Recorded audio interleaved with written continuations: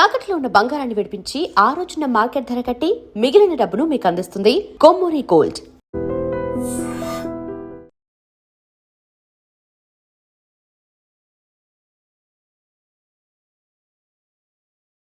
కాశ్మీర్లో కాల్పుల మోత ఆగిపోవాలన్నా, పాకిస్తాన్ ఆగడాలకు పులి స్టాప్ పడాలంటే భారత ప్రభుత్వం ఏం చేయాలి, ముఖ్యంగా ప్రజలు ఏం చేయాలి అనే విషయంపై మనతో మాట్లాడడానికి మాజీ మేజర్ హర్షవర్ధన్ గారు ప్రస్తుతం ఉన్నారు. ఆయన అడిగి చాలా క్లారిటీ తీసుకుంది. సార్ నమస్తే అండి. జై హింద్ మురళి గారు.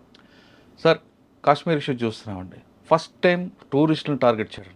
అవును, మన గతంలో మాట్లాడుకున్నట్లుగా ఎప్పుడు అమర్నాథ్ యాత్రకు వెళ్తున్నప్పుడు వాళ్ళని టార్గెట్ చేయడం, భక్తులను టార్గెట్ చేయడం తప్ప టూరిస్టులను డైరెక్ట్గా చేయడం అనేది ఎక్కడ కనపడలేదు. అవును, మీరు చెప్తున్నా గతంలో మనం డిస్కస్ చేసినట్లుగా టూరిస్ట్ స్పాట్స్ కొన్ని ఉన్నాయి. ఆ స్పాట్స్లో అన్ఎక్స్పెక్టెడ్ జరగడం తప్ప ఇంత పెద్ద లార్జ్గా చనిపోవడం, పర్టికులర్గా హిందువుల్ని ముస్లిం వేరు చేసి చంపడం అనేది ఇది ఫస్ట్ టైం. అవును, దీని మీద ప్రభుత్వం కూడా చాలా సీరియస్గా ఉంది. బీహార్లో కూడా ప్రైమ్ మినిస్టర్ గారు చాలా స్ట్రాంగ్ వార్నింగ్ కూడా ఇచ్చారు. అవును, వార్నింగ్ ఇవ్వడం, అటాక్లు చేయడం కాకుండా అసలు ముందు మనం ఎందుకు ఫెయిల్ అయ్యాం, మన ఇంటెలిజెన్స్ ఏమైంది, అసలు ఇంత పెద్ద ఇష్యూ జరుగుతున్నప్పుడు మనకున్న నెట్వర్క్ ఎక్కడ బ్రేక్ అయింది అంటే కొంతమంది ఆఫీసర్లు అంటారు వాళ్ళు డిజిటల్ సిగ్నేచర్ ఎక్కడ వాడకుండా ఉన్నారు కాబట్టి మనం ఫెయిల్ అయ్యామంటున్నారు. అంటే మన ఇంటెలిజెన్స్ ఎక్కడ ఆగిపోతుంది అంటే మన టెక్నాలజీ వైపు వెళ్తున్నాం తప్ప మన మూలాలు మర్చిపోతున్నాం అనేది ఇక్కడ చాలా క్లియర్గా తెలుస్తుంది.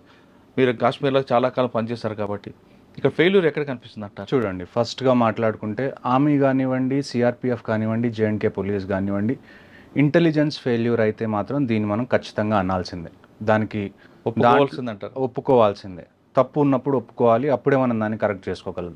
అలా కాదు, తప్పు లేదు, మా తప్పేం లేదు అంటే that is not the right approach to a problem. ఇంకొకటి, ఇందాక మీరు చెప్పినట్టు ప్రతిసారి అమర్నాథ్ యాత్రకు ఎవరైతే భక్తులు వెళ్తారో వాళ్ళ మీద అటాక్ చేయడానికి చాలాసార్లు అటాక్స్ జరిగినవి కూడా ఇంతకుముందు. కానీ టూరిస్ట్ మీద, పర్యాటకుల మీద డైరెక్ట్గా అటాక్ అనేది ఇప్పటి వరకు జరగలేదు. మేబీ అదొక రీజన్ అయి ఉండొచ్చు, దాన్ని మనం ముందే యాంటిసిపేట్ చేయకపోవడానికి.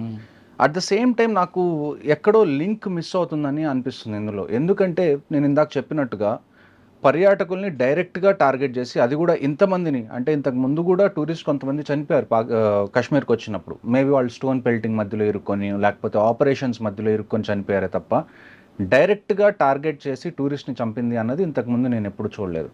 సో ఇందులో దీని అర్థం ఏంటో నేను కూడా అర్థం చేసుకోవడానికి ట్రై చేస్తున్నాను. ఇక్కడ అన్నిటికన్నా మెయిన్ ప్రాబ్లం మనకేంటి అంటే, లోకల్ సపోర్ట్ లేకుండా ఇదంతా జరగడం అనేది ఇంపాసిబుల్. ఇంకొక విషయం మనందరం ఒకటి గుర్తుపెట్టుకోవాల్సిన విషయం ఏంటి అంటే, దిస్ ఈజ్ ఇస్లామిక్ టెర్రరిజం. మీకు నచ్చినా నచ్చకపోయినా, మీకు వినడానికి ఇబ్బందిగా ఉన్నా లేకపోయినా, I'm not here to give politically correct statements. This is Islamic terrorism. నేను ఎందుకు చెప్తున్నాను అంటే, ఇస్లాం అనేది ఒక్క ఇండియాలోనే కాదు కదా ఉంది. ఇప్పుడు పాకిస్తాన్ని మనం ఏమంటాం? పాకిస్తాన్ని మనం ఇస్లామిక్ రిపబ్లిక్ ఆఫ్ పాకిస్తాన్ అంటాం. వాళ్ళు వచ్చి హిందువులందరూ టూరిస్ట్ అందరినీ ఒకవైపు నుంచోబెట్టి, ముస్లిమ్స్ అందరినీ ఒకవైపు నుంచోబెట్టి, వాళ్ళ ప్యాంట్లు కిందకి దింపి చెక్ చేసి చంపుతున్నారు అంటే what is the reason behind it? వాళ్ళు చంపిన తర్వాత వెళ్ళి మీ మోదీకి చెప్పుకోండి ఇలాంటి స్టేట్మెంట్స్ ఇస్తున్నారు అంటే దాని అర్థం ఏంటి? దాని అర్థం ఏంటి అంటే, పాకిస్తాన్ పుట్టిందే హిందూ హేట్రేడ్ మీద.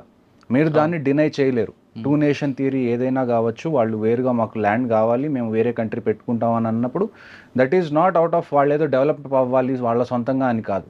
That just one plain reason is వాళ్ళకి హిందూస్తో ఉండడం ఇష్టం లేదు.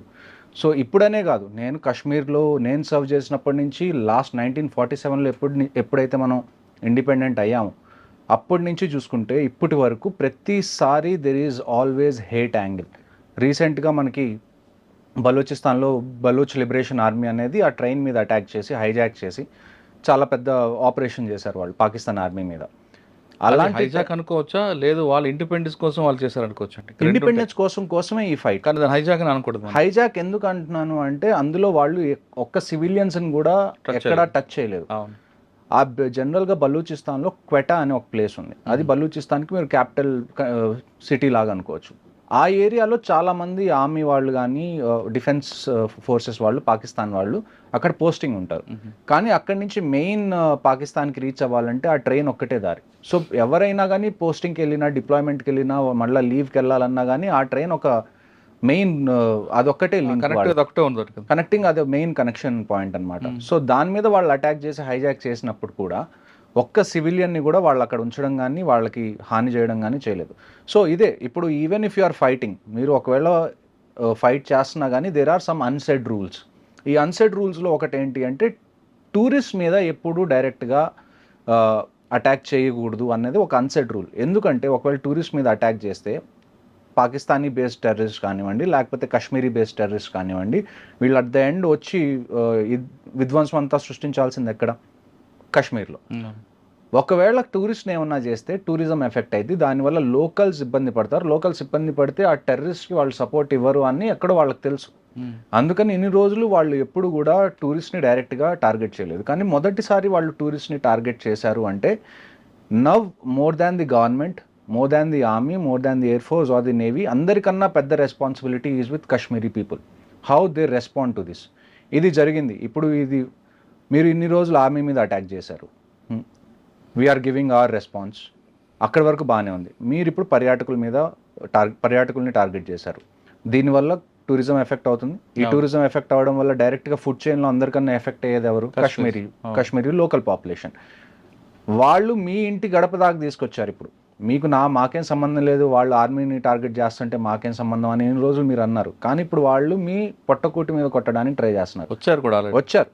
ఇప్పుడు మీరు ఎలా బిహేవ్ చేస్తారు అన్న దాని మీదే నెక్స్ట్ స్టెప్స్ కాశ్మీర్ ఫ్యూచర్ అనేది ఆధారపడి ఉంటుంది. నేను సాధారణంగా కాశ్మీర్లో నేను గతంలో వెళ్ళినప్పుడు ఎక్కడైనా భయపడితే మీరేం భయపడక్కర్లేదు, మా ప్రాణం అడ్డంగా ఉంటుందంటూ కాశ్మీరీ వాళ్ళు చెప్తుంటారు. ఆ షికారీ వాళ్ళు కానీ చెప్తున్న గుర్రాలు వాళ్ళు కూడా, వాళ్ళని కూడా కాకుండా వచ్చి వాళ్ళు ఒక ఆయన గుర్రం నడిపే వ్యక్తి కూడా చంపారండి.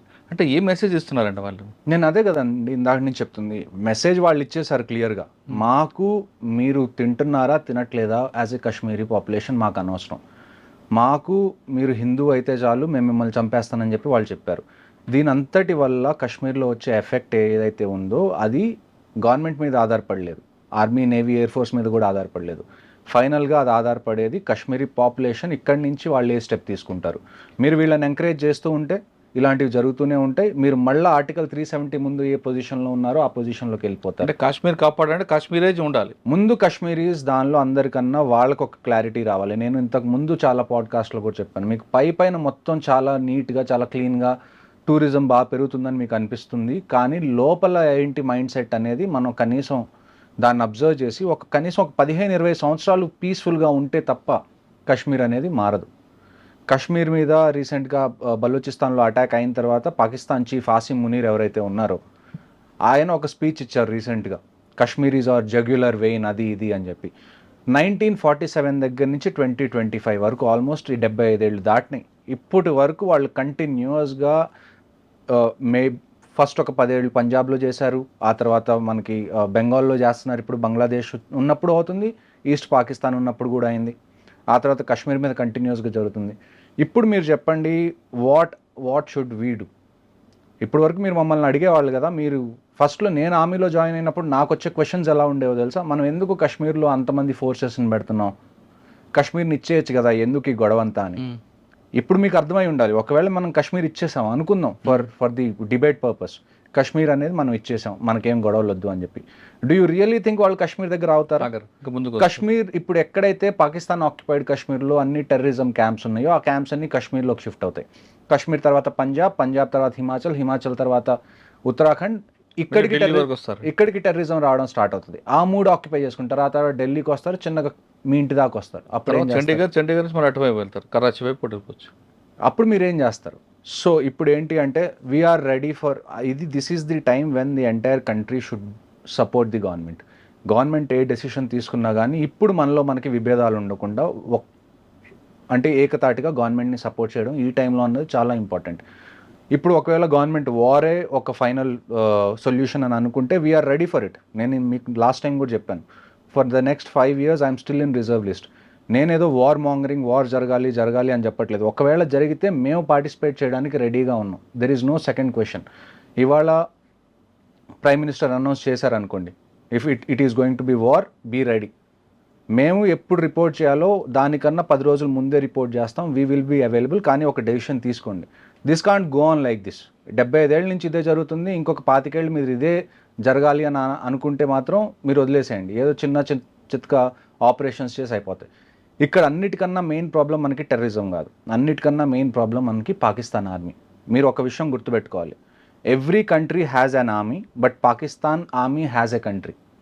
ఇది మీరు ఫస్ట్ నుంచి చూస్తున్నారు. ఎప్పుడైతే అక్కడ ఒక స్ట్రాంగ్ లీడర్, ఒక ప్రైమ్ మినిస్టర్ గాను ప్రెసిడెంట్ గాను అవుతారో పాకిస్తాన్లో, వెంటనే ఏమవుతుందండి, వెంటనే కూ జరిగిపోతుంది, పాకిస్తాన్ ఆర్మీ వచ్చి టేక్ ఓవర్ చేస్తుంది, మళ్ళీ వాళ్ళు పాలించడం మొదలు పెడతారు. ఇప్పుడు ఏదైతే ఈ బలూచిస్తాన్లో జరిగిందో దీని తర్వాత పాకిస్తాన్ ఆర్మీకి క్రెడిబిలిటీ పడిపోతుంది. ఇలాంటి టైంలో వాళ్ళ క్రెడిబిలిటీని కాపాడుకోవడానికి దిస్ మస్ట్ బీ సమ్ చాలా డెస్పరేట్గా చేసిన అటెన్షన్ డైవర్షన్ చేయడం అంటారు. కాదు, చాలా ఇప్పుడు డెస్పరేట్గా ఉన్నారు. ఇంకా వాళ్ళని వాళ్ళు ప్రూవ్ చేసుకోవాలి. ఇప్పుడు ఈ అటాక్ అవుతుంది, ఈ అటాక్ అయితే మనకి ఈజీగా తెలుసు ఇది పాకిస్తాన్ చేయించింది అని. ఇప్పుడు మన గవర్నమెంట్ ఏముంటుంది, లేకపోతే మన ప్రజలు ఏమంటారు, పాకిస్తాన్ మీద యాక్షన్ తీసుకోవాలి అంటారు.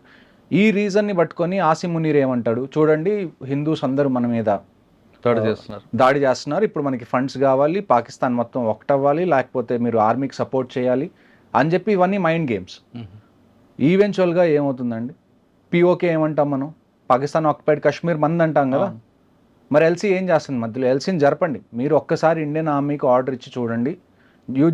మోదీ గారు జస్ట్ ఇండియన్ ఆర్మీకి గో అహెడ్ అనే ఒక్క ఆర్డర్ ఇవ్వాలి చాలు. నేను మీకు 2020, 2019 ఆ టైం విషయం చెప్తాను. డీజీఎంఓ అని ఒక అపాయింట్మెంట్ ఉంటుంది ఆర్మీలో, పాకిస్తాన్ ఆర్మీలో కూడా ఉంది, ఇండియన్ ఆర్మీలో కూడా ఉంది. డీజీఎంఓ అంటే డైరెక్టర్ జనరల్ మిలిటరీ ఆపరేషన్స్. అంటే ఈ రెండు కంట్రీస్లో ఏ మిలిటరీ ఆపరేషన్స్ జరగాలన్నా అది డీజీఎంఓ దగ్గర నుంచి ఇనిషియేట్ అవుతుంది. అలాంటి DGMO, Pakistan DGMO 15 core commander. మీరు చాలా టీవీ షోస్లో చూసుంటారు. జనరల్ కేజేఎస్ ఢిల్లో అని చెప్పి ఒక లెఫ్టినెంట్ జనరల్ ఉన్నారు, 15 కోర్ కమాండర్ ఆయన. జనరల్ టైనీ ఢిల్లో అని కూడా అంటారు ఆయన. ఆయనకి డీజీఎంఓ పాకిస్తాన్ డైరెక్ట్గా ఫోన్ చేసి, ఏంటండి మీరు ఎల్సీ దగ్గర చిన్న ఏదైనా జంతు గదిలినా కానీ మీరు అంత అటాక్ చేస్తున్నారు అని. అలాంటి ఆపరేషన్స్ ఇంతకుముందు జరిగినాయి. This is not the first time. The only option right now we have is LC మీద దీపావళి జరగాలి. ప్రతిసారి దీపావళి మనం వింటర్స్లో చేసుకుంటాం, ఈసారి దీపావళి సమ్మర్స్లో చేసుకోవాలి. వాడండి, మన దగ్గర ఉన్న ప్రతి వెపన్ ఏదైతే ఉందో వాడండి. మనం ఎస్కలేషన్ గురించి భయపడకూడదు. ఇప్పటి వరకు మన మైండ్ సెట్ ఎలాగుంది చూడండి. ఈ కంట్రీలో మనకున్న అతిపెద్ద దరిద్రం ఏంటి అంటే, మనకి చిన్నప్పటి నుంచి ఇప్పటి వరకు నేర్పించింది ఏంటంటే నాన్ వైలెన్స్, మెచ్యూర్గా ఉండండి. An eye for an eye makes the whole world blind అంటారు, which is a very stupid argument. An eye for an eye makes the competition equal. ఇప్పుడు నేను ఉన్నాను, ఒక్కడితో గొడవ పడుతున్నాను, వాడి కన్ను తీసేశాను. ఇప్పుడు వాడు నా కన్ను తీయకపోతే నా దగ్గర 2 కళ్ళు ఉన్నాయి, వాడి దగ్గర ఒక్క కన్నే ఉంది. నేను మళ్ళీ వాడిని అటాక్ చేసినప్పుడు ఎవరి దగ్గర అడ్వాంటేజ్ ఉంటుంది? నా దగ్గర అడ్వాంటేజ్ ఉంటుంది. సో ఇవన్నీ చెప్పుకోవడానికి బాగుంటాయి. An eye for an eye makes the whole world blind. No, if you don't take the eye in response of this, ఇలాంటివి ఇంకా పెరుగుతూనే ఉంటాయి, ఇవి తగ్గవు. సో మనం మోడీ గారు కూడా ఇవాళ స్ట్రాంగ్ వార్నింగ్ ఇచ్చారండి. ఖచ్చితంగా 27 మంది ప్రాణాలు తీసుకున్న అందరినీ వదిలిపెట్టు, మట్టిలో కలుపుతామంటారు. అంతేకాకుండా మనకి వాళ్ళకున్న అగ్రిమెంట్స్ అన్నీ కూడా క్లోజ్ చేశారు. వాటర్ ఇష్యూ కానీ లేదా సరే మన బార్డర్ ఇష్యూస్ కూడా క్లోజ్ చేశారు. అటువంటి వాటి వల్ల వాళ్ళకి ఏమైనా ఇబ్బంది వస్తుంది అంటారా?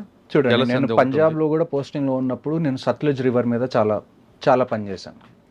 సో ఇండస్ వాటర్ ట్రీటీ ఏంటి అంటే, ఈస్టర్న్ రివర్స్ ఏవైతే ఉన్నాయో 3 రివర్స్, వాటిని మెయిన్గా పాకిస్తాన్ యూస్ కోసం, వెస్టర్న్ రివర్స్ ఏవైతే ఉన్నాయో 3 అవి ఇండియన్ యూస్ కోసం అనేది అది ట్రీటీ జరిగింది. వరల్డ్ బ్యాంక్ ఈ ట్రీటీని కుదిర్చింది యాక్చువల్గా. సో ఇప్పుడు మనకు అడ్వాంటేజ్ ఏంటి అంటే, ఈ ఇండస్ వాటర్ ట్రీటీ మనం బంద్ చేయడం వల్ల మనకున్న పెద్ద అడ్వాంటేజ్ ఏంటి అంటే, పాకిస్తాన్లో ఏదైతే అగ్రికల్చర్ జరుగుతుందో ఆ అగ్రికల్చర్ మొత్తం ఈ రివర్స్ మీద ఆధారపడే జరుగుతుంది.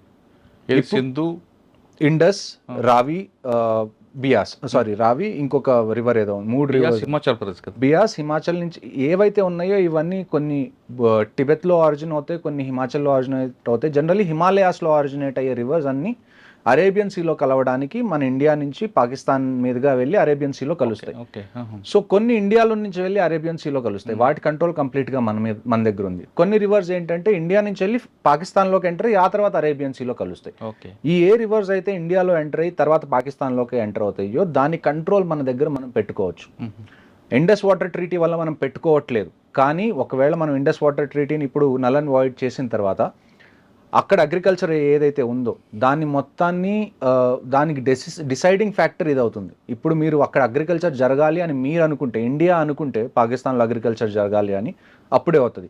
ఒకవేళ ఇండియా అక్కడ కరువు రావాలి అని అనుకుంటే ఇక్కడ ఉన్న వాటర్ని మనం బ్లాక్ చేస్తాం, దానివల్ల వాళ్ళు అగ్రికల్చర్ సరిగ్గా చేసుకోలేరు. And at the same time ఎప్పుడైతే ఏదైనా వార్ లాంటి సిచ్యువేషన్ వచ్చిందనుకోండి, కొన్ని సార్లు మీరు ఏరియా మొత్తాన్ని ఫ్లడ్డింగ్ చేయాల్సి వస్తుంది. వాళ్ళ ఎక్విప్మెంట్ ఏవి ముందుకు రాకుండా, వాళ్ళ సోల్జర్స్ ముందుకు రాకుండా ఏరియా మొత్తాన్ని వాటర్లో ఫ్లడ్డింగ్ చేయాలన్నా కానీ అప్పుడు ఈ రివర్స్ మనకి యూజ్ అవుతాయి. సో ఓవరాల్గా ఇక మీద నుంచి పాకిస్తాన్లో నీళ్లకు సంబంధించి ఏ ఇబ్బంది వచ్చినా కానీ అది ఇండియా వల్లే. అంటే ఇప్పుడు అగ్రిమెంట్ ఆపారు కాబట్టి పాకిస్తాన్లో ఖచ్చితంగా కరువు ఉంటుంది అంటారా? ఖచ్చితంగా. అంటే పబ్లిక్ అక్కడ పబ్లిక్ సఫర్ అవుతుంది. మన పబ్లిక్ సఫర్ అయింది కదండి. It's not the army who has suffered this time. ఇప్పుడు మీరు ఆర్మీ టు ఆర్మీ పెట్టుకున్నారు, లేకపోతే మీరు టెర్రరిస్ట్ పంపించారు, ఆర్మీ టెర్రరిస్ట్తో ఫైట్ చేస్తుంది, లేకపోతే అది వేరే విషయం. పబ్లిక్ మీదకి వచ్చాడు. పబ్లిక్ని మీరు టచ్ చేయకూడదు, నో మ్యాటర్ వాట్. ఒక కంట్రీ మొత్తానికి ఆర్మీ కానీ పోలీస్ కానీ ఇవన్నీ సెక్యూరిటీ ఏజెన్సీస్ ఎందుకున్నాయి అంటే పబ్లిక్ని టచ్ అవ్వకుండా మేము చూసుకునేలాగా ఉన్నాయి. అలాంటిది మీరు పబ్లిక్ని టచ్ చేశారు. ఇప్పుడు పబ్లిక్ని టచ్ చేసిన తర్వాత if our public is suffering, will make sure you face the consequences. ఇప్పుడు మనం ఎంతమందికి మెడికల్ వీసాస్ ఇస్తున్నామండి ఇండియాలో వచ్చి ట్రీట్మెంట్ చేయించుకోవడానికి పాకిస్తానీస్కి? We have been kind enough, but మరీ మనం ఇంత కైండ్గా ఉంటే don't take this as helplessness. అచ్చా, అంటే ఇప్పుడు జలసంధి అనేది బ్రేక్ అయింది కాబట్టి సఫర్ అవుతారు. ఖచ్చితంగా సఫర్. సెకండ్ ఇష్యూ ఏంటంటే అట్టారీ వాగా బార్డర్ కూడా క్లోజ్ అన్నారు. దానివల్ల వాళ్ళకి జరిగే నష్టం ఏంటి? వాళ్ళు ఇంకా నేను అదే కదండి మీకు చెప్తుంది, అన్ని వీసాస్ రిజెక్ట్ అయిపోయినాయి. ఎవరు ఇటు నుంచి అటువైపు రావడానికి లేదు. ఏదైతే మనం ఏదైనా పండుగలు ఉన్నప్పుడు మన బీఎస్ఎఫ్ వాళ్ళు అటువైపు పాకిస్తాన్ రేంజర్స్ ఎవరైతే ఈ అట్టారీ వాగా బార్డర్లో స్వీట్స్ డిస్ట్రిబ్యూట్ చేసుకోవడాలు, రోజు ఈవినింగ్ ఆ పెరేడ్లు అవి ఇవి చేయడాలు ఇవి ఆగిపోతాయి. అవన్నీ ఎప్పుడు చేస్తాం మనం? కండిషన్స్ మామూలుగా ఉన్నప్పుడు చేస్తాం. ఇప్పుడు కండిషన్స్ ఏం మామూలుగా లేవు కదా. We are taking a very strong stand as a country. నేను అదే ఇందాక నుంచి చెప్తుంది మీకు. ఇప్పుడు గవర్నమెంట్ని డెసిషన్ తీసుకొనివ్వండి. ఇప్పుడు మీరు మనలో మనం కొట్టుకొని మనలో మనం విడిపోయి మనం ఒక అనానిమస్ సపోర్ట్ ఇవ్వకపోతే ఉన్న గవర్నమెంట్ కూడా ఏమీ చేయలేదు. సో గవర్నమెంట్ ఎంత రోల్ ఉందో ప్రజలుగా కూడా మనకి అంతే రోల్ ఉంది to support the government in what ever stand it takes. Okay, ఇంకా ఇండియాలో ఉన్న పాకిస్తాన్ అందరూ కూడా ఇమీడియట్గా వెళ్ళిపోవాలని చెప్పారు. వాళ్ళ హై కమిషన్ ఏదైతే ఇక్కడ ఉందో, వాళ్ళ డిఫెన్స్ అటాచీస్ ఎవరైతే ఇక్కడ ఉన్నారో వాళ్ళందరూ వెళ్ళిపోవాలి. స్ట్రెంత్ తగ్గిపోయింది. అక్కడ ఉన్న మన వాళ్ళని కూడా మనం వెనక్కి పిలుస్తున్నాం. ఇది చిన్న ఎస్కలేషన్ కన్నా కానీ నన్ను అడిగితే మాత్రం పాకిస్తాన్లో ఉన్న మన హై కమిషన్ని మూయిచ్చేసేయండి, ఇక్కడున్న వాళ్ళ హై కమిషన్ని మూయిచ్చేసేయండి. మనకి ఇవాళ ఏం అవసరం ఉంది చెప్పండి పాకిస్తాన్తో మనం సంబంధం పెట్టుకోవడానికి? మనం ఏమన్నా వాళ్ళ దగ్గర నుంచి ట్రేడ్ చేస్తున్నాం, అక్కడి నుంచి మనకి ఏమన్నా ఇంపార్టెంట్ విషయాలు ఏమన్నా కావాలా? అంటే ఇంపార్టెంట్ ఇంపోర్ట్స్ ఏమన్నా కావాలా? ఏమీ లేదు. మనకు లేకపోతే ఇన్ఫ్యాక్ట్ పాకిస్తాన్ అనేది సర్వైవ్ అవ్వడం కష్టం. వాళ్ళు లేకపోయినా ఉన్నా కానీ you know how India is. మనం ఎంత ప్రాస్పర్ అవుతున్నాం, మనం ఎంత పని చేస్తున్నాం, మనల్ని మనం ఎంత ఇంప్రూవ్ చేసుకోవడానికి ట్రై చేస్తున్నాం, మనందరికీ తెలిసిన విషయం. ఓకే సార్, ఇప్పుడు పాకిస్తాన్ ఇమీడియట్గా వేకెట్ చేయమని చెప్పారు మోడీ 1 వీక్లో. కానీ ఇక్కడ కొంతమంది మీరు చెప్తున్నట్టుగా హెల్త్ ఇష్యూ లేదు, ఇంకో రకంగా వచ్చి ఉండారు. విశాఖపట్నం ఆ ప్రాంతాలు పిల్లలు కూడా చదువుకున్నారు యూనివర్సిటీలో. వాళ్ళందరూ వెళ్ళిపోతే వాళ్ళకు కూడా ఇబ్బంది కదా. అంటే వాళ్ళు చేసే పనికి నేను ఇదే మీకు చెప్తుంది ఇందాకటి నుంచి, ఇబ్బంది కదా. వై ఆర్ యూ అంటే మీరేమన్నా అది తీసుకున్నారా రెస్పాన్సిబిలిటీ? పాకిస్తాన్లో ఎవరన్నా ఇబ్బంది పడితే అది నా ఇబ్బంది అని చెప్పి మన రెస్పాన్సిబిలిటీ ఎందుకు తీసుకున్నాం? ఒకవైపు వాళ్ళ గవర్నమెంట్ అంతా ఇది చేస్తుంది, మరి మనం ఎందుకు వాళ్ళు ఏమైపోతారో అనుభూతి చూపించగలదంట. ఎందుకు అంత మెచ్యూరిటీ ఎందుకు? 75 ఏళ్ళ నుంచి మీకు ప్రతిసారి ఇలాగ ఏదో ఒకటి జరుగుతుంది, మీరు 2 రోజులు గట్టిగా అరుస్తారు, ఆ తర్వాత మళ్ళీ మనకి పాకిస్తాన్ ఇండియా క్రికెట్ మ్యాచ్ కావాలి అంటారు. ఇలాగైతే కుదరదు. జరిగినప్పుడు మనం క్యాండిల్ ర్యాలీ తీస్తాం, ఆ తర్వాత మళ్ళీ పాకిస్తాన్. అంతెందుకు మన హైదరాబాద్లో రీసెంట్గా పాకిస్తాన్ వచ్చి ఇక్కడ ఆడినప్పుడు మీరు చూసారు ఎయిర్పోర్ట్లో ఎలాగంటి క్రౌడ్. నేను ఎప్పుడు నుంచో చెప్తాను, నన్ను అంటారు చాలామంది, మీరు ఆర్టిస్ట్ని ఎందుకు ఇంక్లూడ్ చేస్తారు, క్రికెటర్స్ని ఎందుకు ఇంక్లూడ్ చేస్తారు అంటే ఇదేంటి, ఇది మా ఆర్మీదో లేకపోతే నేవీదో ఎయిర్ ఫోర్స్దో సొంత గొడవ ఇది? మా ఇంట్లో వాళ్ళని ఏమన్నా టార్గెట్ చేసినందుకు మేము అక్కడికి వెళ్ళామా? లేదు కదా. It is not just our responsibility to support this country, it's responsibility of every individual of this country to support. Okay, అప్పుడే కదా. ఇప్పుడు మీరు ఒక వైపు నుంచి అక్కడి నుంచి ఆర్టిస్ట్ని పిలుస్తున్నారు, వాళ్ళతో మూవీస్ చేస్తున్నారు, వాళ్ళకి డబ్బులు ఇస్తున్నారు, లేకపోతే అక్కడి నుంచి మీరు క్రికెటర్స్ని పిలుస్తున్నారు, వాళ్ళని ఎంకరేజ్ చేస్తున్నారు. ఒకప్పుడు ఎప్పుడైతే యుఎస్కి రష్యాకి గొడవ ఉన్నప్పుడు, కోల్డ్ వార్ ఎప్పుడైతే జరుగుతున్నప్పుడు, ఒక్కొక్క కంట్రీ రెండో కంట్రీలో, అంటే యుఎస్లో ఎప్పుడైతే ఒలింపిక్స్ జరిగినాయో రష్యా దాన్ని బాయ్కాట్ చేసింది. రష్యాలో ఎక్కడైతే ఒలింపిక్స్ జరిగినాయో యుఎస్ దాన్ని బాయ్కాట్ చేసింది. జస్ట్ యుఎస్ అండ్ రష్యా కాదు, వీళ్ళ సపోర్టింగ్ కంట్రీస్ ఏవైతే ఉన్నాయో అవి కూడా బాయ్కాట్ చేసింది అటెండ్ అవ్వడానికి. అంత పెద్ద ఒలింపిక్స్నే జనాలు బాయ్కాట్ చేస్తున్నారు వాళ్ళ కంట్రీ మీదకి ఏమన్నా వస్తే. మీరు ఆఫ్టర్ ఆల్ ఛాంపియన్స్ ట్రోఫీ కోసం ఏడుస్తున్నారు. అంటే మీరు చెప్తుంది అక్కడ కంట్రీలో ఉన్న వాళ్ళ ప్రతి సిటిజన్ కమిట్మెంట్ ఉంది, మన దగ్గర కమిట్మెంట్ మన దగ్గర కూడా ఉందండి. మీరు ఇప్పుడు వాళ్ళ సొసైటీలో చూసుకుంటే 90% of the people support what ever the government is going to do. Correct. కానీ ఆ 90% వాళ్ళు వచ్చి బయటికి మాట్లాడలేని పరిస్థితి. ఎవరైతే 10% ఇలాగ మాట్లాడతారో మనం సానుభూతి చూపించాలి, మనం కొద్ది సాఫ్ట్గా ఉండాలి, వీళ్ళ దగ్గరే బయటికి మాట్లాడే సాధనాలు ఉన్నాయి. ఇంకొకటి ఏంటి అంటే చాలామంది, నేను ఇందాక కూడా మీకు చెప్పాను, we have to certify this as Islamic terrorism. చాలామంది ఈ మాట అనడానికి కూడా భయపడే పరిస్థితుల్లో ఉన్నారు ఇవాళ. ఈ మాట డైరెక్ట్గా చెప్పలేరు, ఎందుకంటే వాళ్ళ ఫ్రెండ్స్ని వాళ్ళు ఏమైనా ఇబ్బంది పెడతారేమో, వాళ్ళ ముస్లిం ఫ్రెండ్స్ని, లేకపోతే వాళ్ళ దగ్గర పనిచేసేవాళ్ళు, లేకపోతే వాళ్ళు ఎవరైనా ముస్లిమ్స్ దగ్గర పనిచేస్తుంటే ఇలాంటి స్టేట్మెంట్స్ ఇస్తే వాళ్ళు ఇబ్బంది పడతారేమో అని చెప్పి ప్రతిసారి మీరు వేరే వాళ్ళ మనసుల గురించి ఆలోచించుకునే పరిస్థితి ఏంటి? మీకు ఒక మనసు లేదా? What is your heart saying? You know what the things are on ground.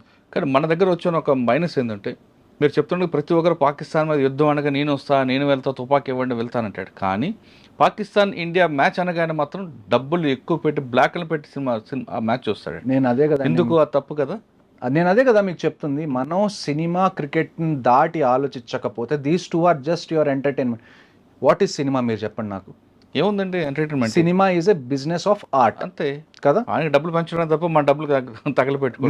మీకేం ఫ్రీగా ఎవరు సినిమా చూపించట్లేదు కదా, మీరు పే చేస్తారు, మీరు ఒక ప్రోడక్ట్ ఎలా కొనుక్కుంటారో సేమ్ అది. దానివల్ల లేదు. రేపటికి రేపు సినిమాలు ఆగిపోతే ఎంటర్టైన్మెంట్ ఆగిపోతే అని నేను చెప్పట్లేదు, జస్ట్ సినిమా నష్టం లేదు. సొసైటీలో ఏం పెద్ద నష్టం ఏముండదు. రేపటికి రేపు క్రికెట్ మనం ఆడకపోతే పాకిస్తాన్తో ఆడట్లేదు, మేబీ సౌత్ ఆఫ్రికాతో ఆడతాం. మన వాళ్ళు బ్లాక్ అని కొనుక్కొని చూస్తాడండి. నేను మీకు చెప్తుంది, ఏ 10% ఎవరైతే ఉన్నారో మనం సాఫ్ట్ గా ఉండాలి, మనకి డైలాగ్ ఉండాలి, మనం 75 డైలాగ్. 10% ఏం చేస్తారు, అదే ఇండియా మీద వార్ అనగానే తుపాకు తీసుకువెళ్తా అంటాడు.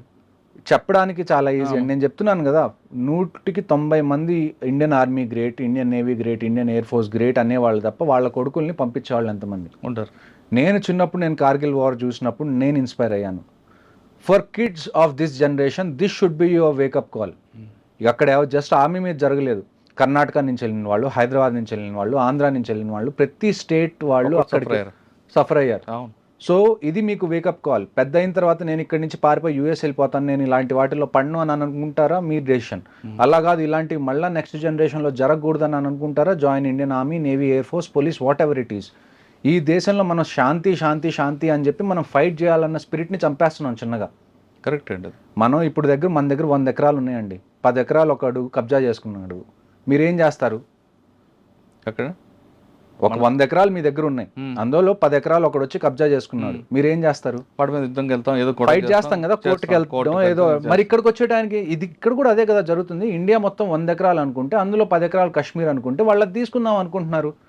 ఇక్కడ మనకు ప్రాబ్లం ఎక్కడ వస్తుంది? మీకు ఇందాక ఫస్ట్ నుంచి అదే చెప్తున్నా, మన సినిమాలు వచ్చినప్పుడు ఆగస్ట్ 15 వచ్చినప్పుడు మాత్రమే మనం స్పందిస్తాం. ఇలాంటివి ఏమన్నా జరిగితే క్యాండిల్ ర్యాలీ తీస్తాం, తర్వాత ఎవరి పని అడిగితే క్రికెట్ మ్యాచ్, భారత క్రికెట్ మ్యాచ్ అనగానే దానికి కోట్లు ఖర్చు పెడతారు మన వాళ్ళు, బ్లాక్ అని కొనుక్కొని చూస్తారు. అదే పాకిస్తాన్ హీరోయిన్ వచ్చిందని పరిగెడతారు. కానీ అసలు ఇవన్నీ ఆగాలండి, ఇవన్నీ ఖచ్చితంగా ఆపాలి. మీరు ఎన్ని రోజు ప్రతి దానికి కాన్సిక్వెన్సెస్ అనేది ఒకటి ఉండాలి. మీరు తప్పు చేశారా, దానికి ఒక కాన్సిక్వెన్సెస్ ఉండాలి. మీరు ఒక దొంగతనం చేస్తే ఏమవుతుంది? అవును, పట్టుకొని జైల్లో వేస్తారా? అది consequence.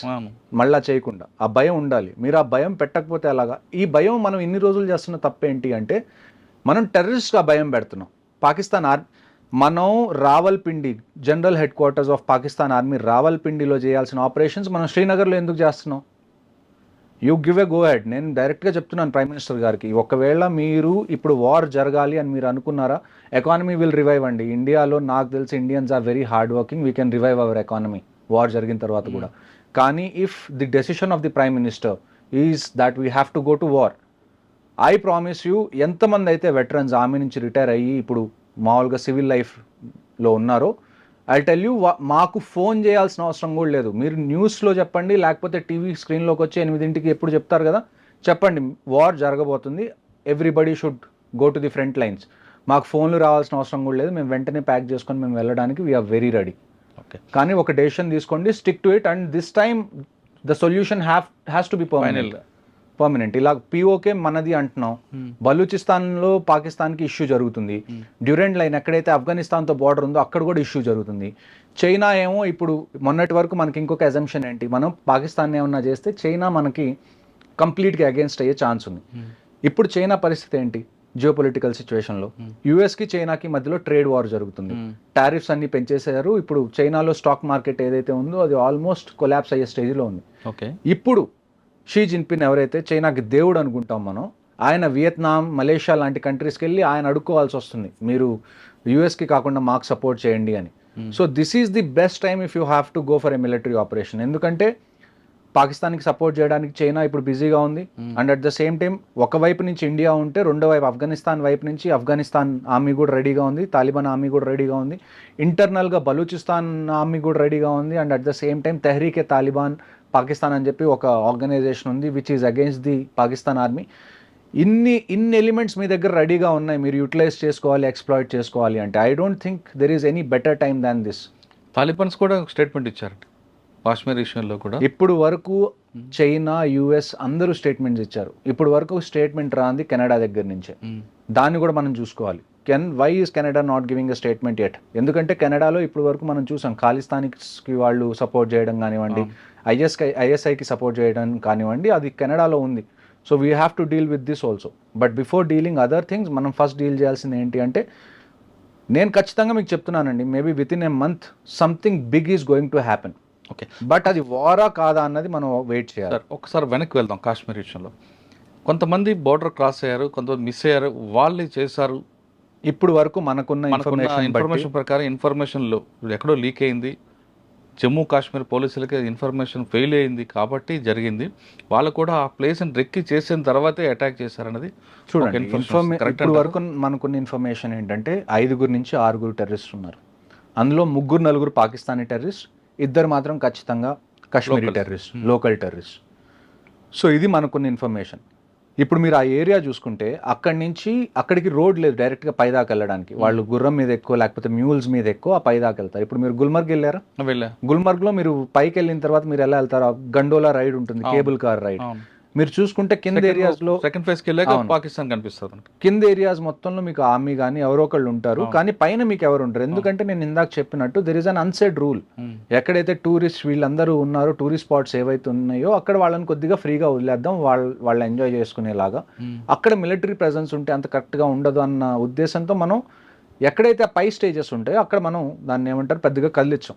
That is what they have taken advantage of. వాళ్ళు వెనకాల నుంచి వచ్చారు, జంగల్స్ నుంచి వాళ్ళు ఆల్రెడీ నాకు తెలిసి అయితే they have been staying in those jungles for at least 1 or 2 months.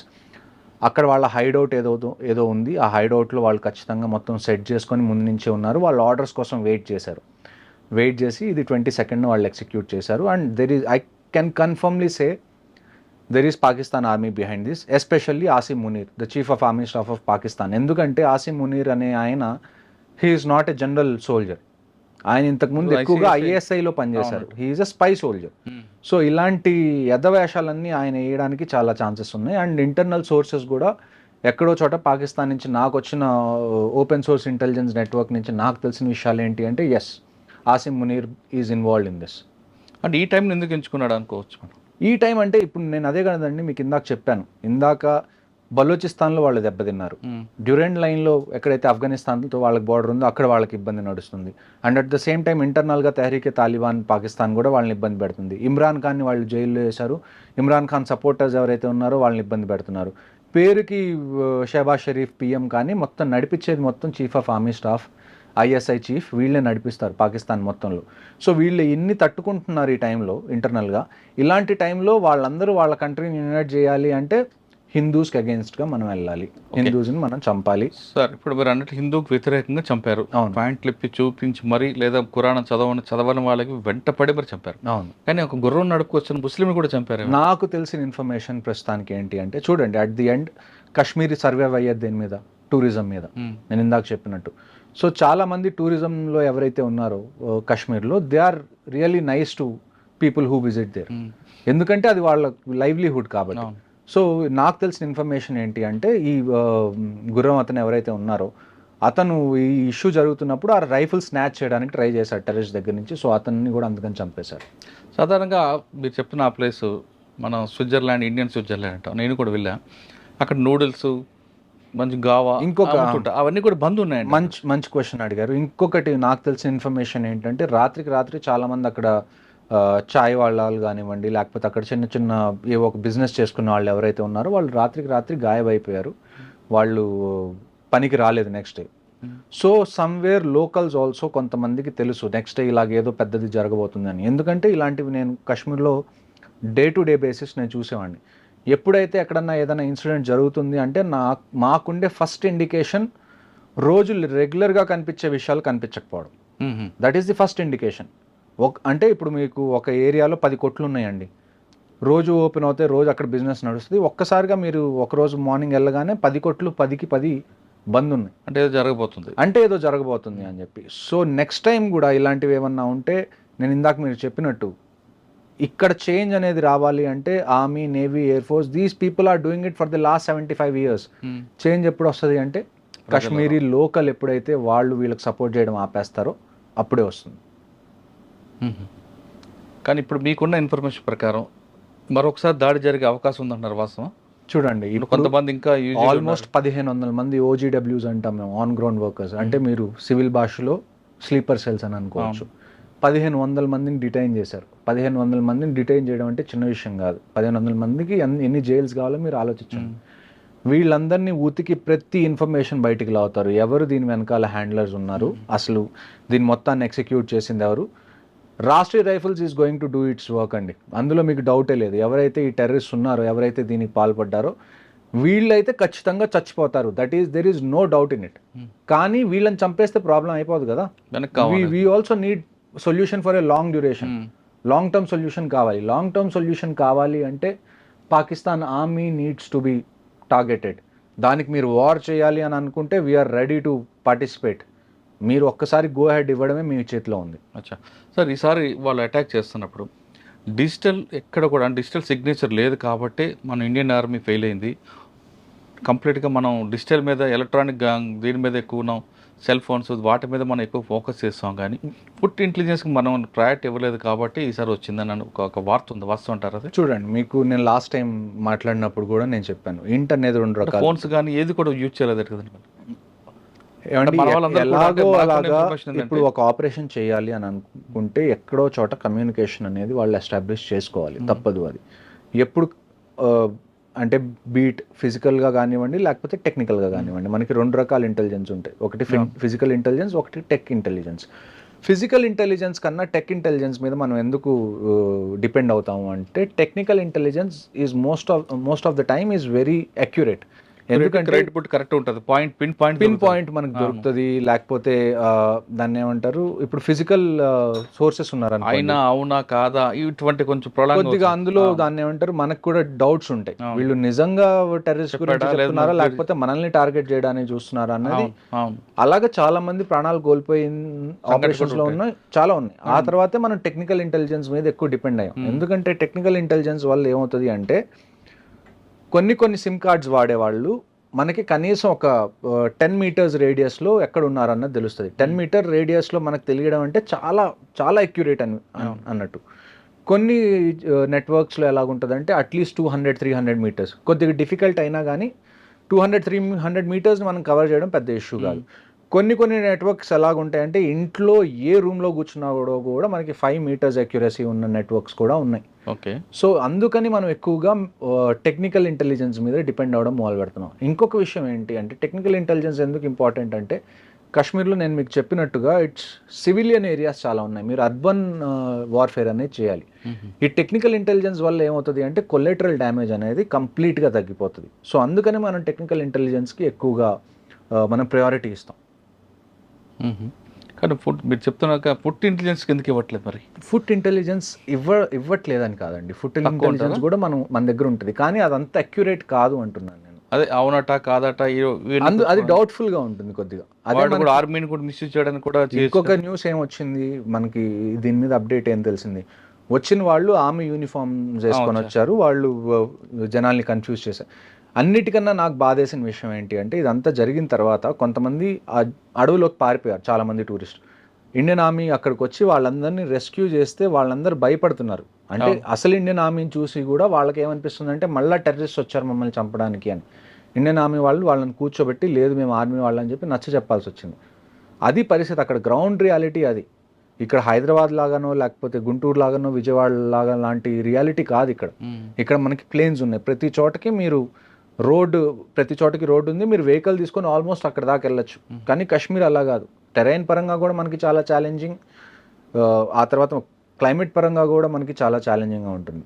కానీ ఏ ఛాలెంజెస్ ఉన్నా కానీ నేను మీకు చెప్తుంది అదే, ఇఫ్ అ సొల్యూషన్ ఏదన్నా గవర్నమెంట్ తీసుకుంటే we are ready to encourage it, we are ready to participate in it. Okay sir, ఇప్పుడు కొంతమంది ఎస్కేప్ అయ్యారు అంటే కొంతమంది దాటి ఉండొచ్చు, లేదా ఇంకా లోపల కొంతమంది ఉండొచ్చు. మరొకసారి అటాక్ చేసే అవకాశం ఉందంటే కేవలం పెహల్గాం కాకుండా మిగతా ఏరియాలు ఆ తర్వాత కూడా ఇప్పుడు 2 ఆపరేషన్స్ జరిగినాయండి. ఆ తర్వాత కూడా నేను అదే చెప్తుంది, కాశ్మీర్లో ప్రతిరోజు ఏదో ఒక సెక్టర్లో ఆపరేషన్ అనేది జరుగుతుంది. బారాముల్లాలో నిన్న 2 మనం చంపేశాం, టెర్రరిస్ట్ని ఎంటర్ అవుతున్నప్పుడు బారాముల్లా సెక్టర్లో. ఇవాళ ఉదయం నుంచి మళ్ళీ ఇంకొకటి ఆపరేషన్ స్టార్ట్ అయింది ఉదంపూర్ దగ్గర, బసంత్ నగర్లో. అందులో పారా ఎస్ఎఫ్ సోల్జర్ కూడా మళ్ళీ ఒక ఆయన ఇవాళ చనిపోయారు. నిన్న జరిగిన 22న జరిగిన అటాక్లో హైదరాబాద్కి చెందిన ఐబీ ఆఫీసర్ చనిపోయారు. ఆ తర్వాత ఒక Indian navy officer lieutenant Vinay అని, ఆయనకి గట్టిగా ఒక వారం రోజులైంది మ్యారేజ్ అయ్యి హనీమూన్ మీద వైఫ్తో కలిసి అక్కడికి వెళ్ళారు, ఆయన చనిపోయారు. So every drop of blood there will be a revenge. అంటే ఇప్పుడు చనిపోయిన 26 మంది ఉన్నారండి, చంపిన 4 ఉన్నారు. ఆ 4 మనం చంపుతామా లేదా వాళ్ళని? ప్రతి ఒక్కళ్ళు, 4 కాదు, ఈ 4కి ఎవరైతే సపోర్ట్ చేశారో, ఈ ప్లాన్ ఎవరైతే వేశారో, దీన్ని ఎవరైతే ఎగ్జిక్యూట్ చేశారో, వీళ్ళకి లాజిస్టిక్ సపోర్ట్ ఎవరిచ్చారో ప్రతి ఒక్కళ్ళు. ఇజ్రాయెల్ చేసిందండి, ఇజ్రాయెల్ లాంటిది ఏం చేసింది, గాజాకి వెళ్ళింది, ఎవరైతే సపోర్ట్ చేశారో వాళ్ళందరినీ చంపేసింది. రష్యా యుక్రెయిన్ మీదకి వెళ్ళింది, మనం ఎందుకు వెళ్ళలేం? మన మీద కోర్టులో కేసు వేస్తారు, ఇంటర్నేషనల్ కోర్ట్ ఆఫ్ జస్టిస్లో ఏనివ్వండి. కోర్టు కేసులు మీరు సివిల్లో చూస్తారు కదా, ఎన్ని రోజులు నడుస్తాయి కోర్టు కేసులు? సంవత్సరాలు నడుస్తాయి, నడవనివ్వండి. మీకు this is the time you have to teach them A lesson. మీరు ఇంకా దీన్ని డిలే చేసి మేము సాఫ్ట్గా ఉంటాం, మేము పద్ధతిగా ఉంటాం, మనం ఏమన్నా సవాలమా? అవును, ప్రతిసారి ఇలాగ మన మీద ఏదైనా జరగడం, మనం ఒక 2 రోజులు క్యాండిల్ పట్టుకోవడం, మళ్ళీ ఒక 2-3 నెలల తర్వాత మళ్ళీ క్రికెట్ కావాలి, లేకపోతే అక్కడి నుంచి యాక్టర్స్ కావాలి అని మాట్లాడుకోవడానికి. At least this time take a stand. ఎందుకంటే ఈసారి జరిగింది ఆర్మీ మీద కాదు, మనకి పుల్వామా జరిగింది. పుల్వామా ఎవరి మీద జరిగింది? ఆర్మీ మీద జరిగింది, సిఆర్పిఎఫ్ మీద జరిగింది. బట్ దిస్ టైం ప్రజల మీదకి వచ్చింది. ఎవరి దగ్గర అయితే ఒక వెపన్ లేదు, ఎవరికైతే ఏ ఇంటెన్షన్ లేదు మీతో గొడవపడాలనుకున్న వాళ్ళ మీద, ఎవరి దగ్గర అయితే దాన్ని ఏమంటారు శక్తి లేదో వాళ్ళ మీద మీరు శక్తిని ప్రదర్శించారు. ఇప్పుడు మీ మీద శక్తి ఉన్న వాళ్ళు ప్రదర్శిస్తే ఎలా ఉంటుందో మీకు తెలుస్తుంది ఈవెన్చువల్గా. ఓకే సార్, ఫైనల్గా చెప్పండి, బయటకు వచ్చారు మీరు రిటైర్ అయిపోయి వచ్చిన తర్వాత, ఈ ఇన్సిడెంట్ వినగానే మీ రక్తం బాయిల్ అయిందా? మరొకసారి వెళ్దాం అనిపించిందా? ఖచ్చితంగా నేను మీకు ఇందాటి నుంచి అదే చెప్తున్నాను, if war is the only solution now, మాకు ఫోన్ కాల్స్ లెటర్స్ రావాల్సిన అవసరం కూడా లేదండి. We are in the reserve list, we will be there the next morning. మేము రిపోర్ట్ చేస్తాం మా రెజిమెంట్స్కి, మీరు డెసిషన్ తీసుకోండి, వీఆర్ రెడీ. సార్ అక్కడికి వెళ్ళిన తర్వాత, అంటే ఇంతకుముందు కూడా మీరు వారంలోనే దాంట్లో చూస్తుంటారు, మీకు ఎవరు గైడెన్స్ చేస్తారు? ఒక దగ్గర జరిగింది, ఇన్ఫర్మేషన్ ఉంది, కొట్టరని అంటారా, లేదు వాడిని పికప్ చేస్తారమంటారు? అంటే ఫస్ట్ ప్రయారిటీ అరెస్టా, పికప్? ఇలాంటి విషయాలు జరిగినప్పుడు అరెస్ట్ అనే దానికి ఎవరు మీరు? నన్ను పర్సనల్గా అడిగితే అండి, నేను అరెస్ట్ చేయాలి అంటాను. ఒకసారి చంపేయాలి, ఒకసారి some times death is kindness. ఒకడిని చంపేస్తే మనం వాడి మీద జాలి చూపించినట్టు అర్థం ఇలాంటి వాళ్ళని. నన్ను అడిగితే ఈసారి వీ షుడ్ అరెస్ట్ దెమ్. వాళ్ళ టార్చర్ ఎలాగుండాలి అంటే, మేము కాశ్మీర్లో నేను చెప్తాను, నేను ప్రతిసారి ఆపరేషన్కి వెళ్ళేటప్పుడు నేను చెప్పేది ఏంటి అంటే, ఇస్లాంలో ఏంటి అంటే ఎవరన్నా చనిపోతే ఏం చేస్తారు? పూడ్చి పెడతారు, కాల్చరు. కాలిస్తే వాళ్ళు దాన్ని ఏమంటారు, వాళ్ళ రిలీజన్ బట్టి అది దాన్ని అగేన్స్ట్. ఏ టెర్రరిస్ట్ అయితే ఇస్లాం పేరు చెప్పుకొని ఇక్కడికి వచ్చి పిచ్చి పనులు చేస్తున్నాడో, make sure he doesn't get buried, make sure he gets burnt, he gets roasted. వాళ్ళకి ఎలాగుండాలి అంటే, వాళ్ళు ఏదైతే అనుకొని వచ్చారో, నేను ఇదంతా చేస్తే నేను స్వర్గానికి వెళ్తాను, నన్ను పూడ్చిపెట్టిన తర్వాత అని అనుకున్నారో, ఆ థాట్ని చంపేసేయండి. నేను ఇప్పుడు కూడా అదే చెప్తున్నాను, ఎవరైతే వీళ్ళు ఉన్నారో నన్ను పర్సనల్గా అడిగితే killing them is not the answer. వాళ్ళని నించోబెట్టి వాళ్ళకి కనీసం ఒక 2-3 సంవత్సరాలు ప్రతిరోజు చిత్రహింసలు పెడితే తప్ప నెక్స్ట్ వచ్చే వాళ్ళకి ఆ భయం ఉండదు. చంపేస్తే ఏమవుతుంది, వస్తున్నాం చస్తున్నాం, వీ విల్ గెట్ 72 వర్జిన్స్ అనే డిల్యూషన్లో ఉన్నారు వీళ్ళు. జిహాద్ అంటున్నాడు కదా. ఈసారి రానివ్వండి, పట్టుకోండి, వాళ్ళని చంపకుండా వాళ్ళని జీవత్వాల్లాగా ఎన్ని రోజులు ఉంచగలిగితే అన్ని రోజులు మీరు ఉంచండి. That is how you teach a lesson నన్ను అడిగితే. కానీ దొరికే అవకాశం తక్కువ అంటారు. ఖచ్చితంగా దొరికే అవకాశం తక్కువ కాదండి. ఇప్పుడు ఏంటి అంటే, వాడి దగ్గర వెపన్ లేదనుకోండి, ఈజీగా వెళ్ళి ఎంత కష్టమైనా కానీ మనం పట్టుకోవచ్చు. కానీ మనం అక్కడికి వెళ్ళినప్పుడు ఏమవుతుందంటే గన్ ఫైట్ స్టార్ట్ అయిపోతుంది, ఫైర్ ఫైట్ స్టార్ట్ అయిపోతుంది. అందులో ఏంటి అంటే మనం ఎంత ట్రై చేసినా వాడిని చంపకుండా పట్టుకోవాలి అన్న ఎంత ట్రై చేసినా కానీ ఎప్పుడైతే గన్ ఫైట్ స్టార్ట్ అవుతుందో ఈవెన్చువల్గా వాళ్ళని చంపాల్సి వస్తుంది. కానీ ఇప్పుడు ఈ జరిగిన ఇన్సిడెంట్లో నలుగురు వచ్చారు, కానీ మరో ముగ్గురు వాడికి ఎస్కేప్ చేయడానికి కూడా ఉండొచ్చు అనేది ఒక ఇన్ఫర్మేషన్ ఉంది. ఇంకొక ఇన్ఫర్మేషన్ నాకు వచ్చింది ఏంటంటే ఈ మొత్తం ఆపరేషన్ అయిపోయిన తర్వాత వాళ్ళు చేసింది ఏదైతే ఉందో అది అయిపోయిన తర్వాత ఒక 2-3 లోకల్స్ వాళ్ళని తప్పించుకోవడానికి హెల్ప్ చేశారన్నది నాకు వచ్చిన ఇన్ఫర్మేషన్. ప్రతి ఒక్కళ్ళకి వాళ్ళు మూల్యం చెల్లించాల్సిందే, దాంట్లో క్వశ్చన్ అనేది లేదు, సెకండ్ క్వశ్చన్. కానీ అది ఎలాగన్నది మనం వేచి చూడాలి. ఏదైనా పిఎం గారి డెసిషన్ మీద ఉంది. పిఎంగా చూడండి, లోకల్గా ఏది జరగాలన్నా కానీ ఆర్మీ డెసిషన్ తీసుకుంటే చాలు. బట్ ఇది చిన్న విషయం కాదు. ఆర్మీ మీద ఏదైనా అటాక్ అయింది లేకపోతే ఏదైనా టెర్రరిస్ట్ ఆపరేషన్ కాదు ఇది. It is a direct declaration of war. ఎందుకంటే వాళ్ళు సివిలియన్స్ని టచ్ చేయకుండా ఉండాల్సింది. సివిలియన్స్ని టచ్ చేశారు అంటే directly or indirectly somewhere they want war, we will give it to them. Okay, Kashmir మీద యుద్ధం ప్రకటించారు పాకిస్తాన్ అంటున్నారు మేజర్ హర్షవర్ధన్ గారు. అక్కడ చనిపోయింది టూరిస్టులు కాదు, భారతదేశం మీద యుద్ధం ప్రకటించారు. కాబట్టి ప్రతి ఒక్క ప్రాణానికి మనం ప్రతీకారం తీర్చుకోవాల్సిన సమయం ఆసన్నమైంది అంటున్నారు మేజర్ గారు.